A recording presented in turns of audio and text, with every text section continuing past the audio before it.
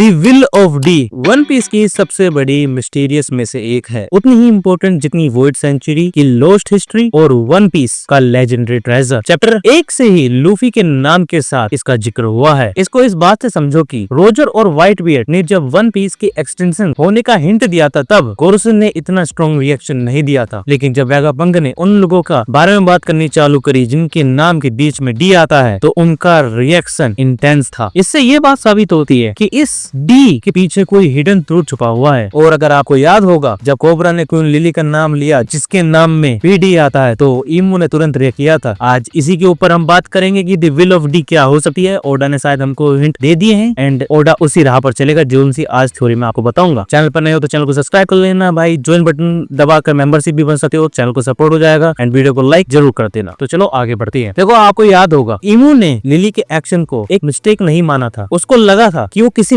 Larger plan का हिस्सा था। मैं किसकी बात कर रहा हूँ? जो हमारे रोड ओनिग्लिफ्स है इनको फैलाने वाली हमारी लिली थी एंड इस चीज के पीछे काफी डीपर मीनिंग छुपी हुई है और यही मीनिंग हमको द विल ऑफ डी के बारे में बताती है। और इस चीज के ऊपर कई लोगों ने थ्योरी बनाई है, बहुत सारे लोगों ने अपने ओपिनियन रखे हैं। तो कमेंट बॉक्स में आप भी अपना ओपिनियन रखना कि द विल ऑफ डी आखिरकार है क्या। ना वो मेरी थ्योरी पर आते हैं जहाँ पर मेरे को ये लगता है कि जो लिली का लेटर था जिसमें हमारे कोबरा जब लिली का पूरा नाम बोलते हैं तो डी को सिंबलाइज करते हैं, जिसके कारण से मुझको ये लगता है कि ये डी सिंपली ऑनगोइंग बैटल में लॉयल्टी और लेगेसी का सिंबल है। लेकिन जिनके में भी ये डी आता है ना उनको इसकी मीनिंग पूरी नहीं पता है। इसको इस तरीके से समझो कि एल्बस्ता की क्रू में जब सभी लोगों ने अपने हाथ पे एक्स मार्क लगा लिया था जिससे कि वो आपस में एक दूसरे को पहचान पाए और वो प्रूफ था उनकी लॉयल्टी का, उनकी फ्रेंडशिप का। उसी तरीके से मेरे को ये लगता है जो ये डी का मतलब है ना ये सिर्फ सिंबलाइज करता है हमारे हिस्टोरिकल कॉन्फ्लिक्ट को। एंड बीबी और लिली ने भी भाई दोनों ने ना सिंबल को यूज किया ताकि उनकी फ्रेंडशिप को छुपाया जा सके, क्योंकि गवर्नमेंट की नजर में ये डेंजरस हो सकती थी। और डी को जनरेशन तक कैरी करने का मतलब जोए बॉय की वापसी तक या उसकी लीनेज को प्रोटेक्ट करना हो सकता है। एंड ये जो चीज हमको हिंट देती है वो जोए बॉय का क्रू था, पहला पायरेट क्रू, ये जो हमारे करंट डी मेंबर्स हैं उनसे जुड़ा हो सकता है। फैमिली जैसे मंकी, फोर्स, नफारी, मार्शल, जैगवार, डी शोल एंड रॉक्स का रिलेशन हमारे इस लेगेसी को कंटिन्यू रखने में मदद कर रहा है। एंड ये डी की मिस्ट्री वन पीस की दुनिया को और भी ज्यादा थ्रिलिंग बनाती है। आपको क्या लगता है, क्या लिली और जोए बॉय का कोई डीपर कनेक्शन हो सकता है? एंड ये चीज ना वन पीस की कोर थीम को बहुत गहराई से छूती है। देखो सिंबल जैसे कैंस्ट मून टैटूज वानों में और जोली रोजर्स के अलग अलग क्रूज के एलिंगाइज को दर्शाता है, लेकिन मार्किंग वन सेल्फ जैसे हाथों पर एक्स बनाए या अपने झंडे की रक्षा करना सिर्फ पायरेट्स से नहीं बल्कि आइडेंटिटी और लेगेसी से भी जुड़ा हुआ है, जिससे जोए बॉय की हिस्ट्री तक ट्रेस किया जा सकता है। लाइक उसकी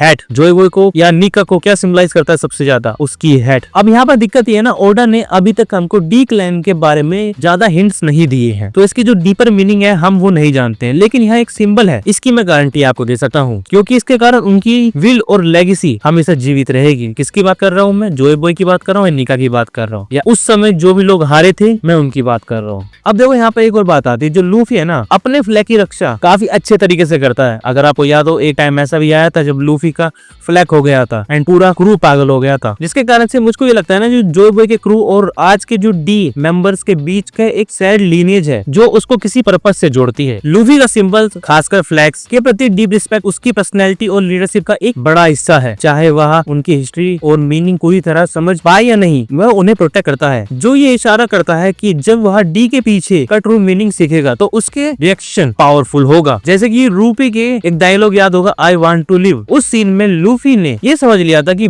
एक फैल को जलाना डिक्लेरेशन ऑफ वॉर होता है। उसके जो एक्शन है ना हमेशा दूसरों के ड्रीम्स और एम्बिशन को होनर करते हैं, जो वन पीस की कोर थीम का हिस्सा है। एंड इफ यू रिमेम्बर जब चैप्टर 11-17 में वेगापंक ने ब्रॉडकास्ट इंटरप्शन से डी क्लैन के बारे में कुछ बड़ा रिवील होने का हिंट मिला, जहाँ पर कुछ थ्योरी ये भी सजेस्ट करती है कि वेगापंक हमको डी क्लैन के अंदर एक प्रेडेटर का जिक्र करने वाला था जो कि ओडा के बिट्रेयल थीम से मैच करता है, जैसे कि बोन क्ले का दूसरा पास्ट एकर्स में। अगर डी क्लैन में सच में कोई ट्रेटर है तो उसके इम्पैक्ट पूरी स्टोरी पर बहुत बड़ा हो सकता है। क्या ये बिट्रेयल पुराना जोए बॉय एरा से जुड़ा हुआ है या ये करंट टाइमलाइन में कोई मेजर ट्विस्ट लाएगा? आपको क्या लगता है? कमेंट बॉक्स में ये जरूर बताना इस मिस्टीरियस ट्रेटर के बारे में। एंड करंट के टाइम में मेरे को लगता है या तो रोबोट हो सकता है या फिर हमारा जुलिस्ट्रा, इन दोनों के अलावा कोई सेंस नहीं बनाते क्योंकि दोनों ही जोए बॉय से माफी मांग रहे थे। अब जो डी क्लैन का रहस्य है ना वन पीस की सबसे बड़ी मिस्ट्रीज में से एक है, क्योंकि ये आइडेंटिटी, लॉयल्टी और बिट्रायल से जुड़ा हुआ है। कोई व्यक्ति डी को अपने नाम से जोड़कर इस लीनियज का हिस्सा बन सकता है बिना इसकी सही महत्व को समझे, जैसे साबो की कहानी जिसने डी नाम को अपना लिया था। एंड हमेशा से आपको चीज याद रखनी चाहिए, इतिहास में सिंबल्स का बहुत बड़ा रोल रहा है। वानो की क्रिसेंट मून टैटोस, जोली रोजर्स और एलाबास्ता के एक्स मार्क्स सभी एलिजेंस को दर्शाते हैं। इसी तरह डी इनिशियल भी एक लेगेसी और बर्डन दोनों हो सकते हैं। कुछ के लिए भाई ये गौरव हो सकता है और कुछ के लिए ये सिर्फ एक अर्जी हो सकता है। और वर्ल्ड गवर्नमेंट हमेशा डी के बारे में जानकारी छुपाने की कोशिश करती है क्योंकि वो इसे एक बड़ा खतरा समझते हैं। उन्हें डर है कि अगर लोग अपने सच्चे लीनेज के बारे में जान जाएंगे तो चाओस और रेबेलियन को वो जन्म दे सकते हैं। चैप्टर 11-17 में वेगापंक का इंटरप्टेड ब्रॉडकास्ट इस बात का संकेत देता है कि इस रहस्य से जुड़ी बहुत बड़ी जानकारी छुपाई जा रही है करंट के टाइम में। नो यहाँ पर मैंने आपको समझाया कि डी हमारा एक सिंपल सी एक सिंबल हो सकता है जो लॉयल्टी, बिट्रेयल्स एक्सेट्रा को दर्शाता है। अब भी कुछ थ्योरीज ये सजेस्ट करती है कि डी क्लैन के अंदर ट्रेडर हो सकता है जो पास्ट बिट्रेयल की तरह ब्लोन के और दूसरे एरिया से जुड़ा हो सकता है। अगर यह सच हुआ तो इसका इम्पैक्ट पूरे वन पीस यूनिवर्स पर बहुत बड़ा होगा और ओडा धीरे धीरे इस रहस्य को उजागर कर रहा है और आगे आने वाली कहानियों में डी क्लैन की सच्चाई सामने आने की उम्मीद है। अब तो इमो भी एल्वा पे आ चुका है, शायद वही हमको डी क्लैन के बारे में कुछ बता दे ना। चलो कुछ कैरेक्टर्स पे चलते हैं जिनके नाम के बीच में डी आता है। जैसे मार्शल डी टीच का कैरेक्टर हमेशा वन पीस की सबसे बड़ी मिस्टीरियस में से एक है। उसका बिट्रेयल वाइल्ड क्रू और वर्ल्ड गवर्नमेंट दोनों के खिलाफ सजेस्ट करता है कि वह शायद फेक डी हो सकता है। सैटर्न के स्पेशल लीनेज रिमार्क से ये संकेत भी मिलता है कि टीच की ओरिजिन्स गवर्नमेंट की बड़ी प्लान्स में क्रूशियल रोल निभा सकती हैं। और एक और इंटरेस्टिंग पॉसिबिलिटी जो हमारा लो है जिसका सीक्रेट नाम पानी से जुड़ा हुआ है, जो डेविल प्रोड्यूसर की सबसे बड़ी कमजोरी है, ये उसे एंटी डी क्लैन के तौर पर सेट करता है। एंड लो भी अपने डी नाम को पसंद नहीं करता है। लो का मिशन हमें असली मतलब जानने का रहा है जब उसका भाई मर जाता है और अगर वो इस लीनेज के डीपर थ्रू को रिवील करता है तो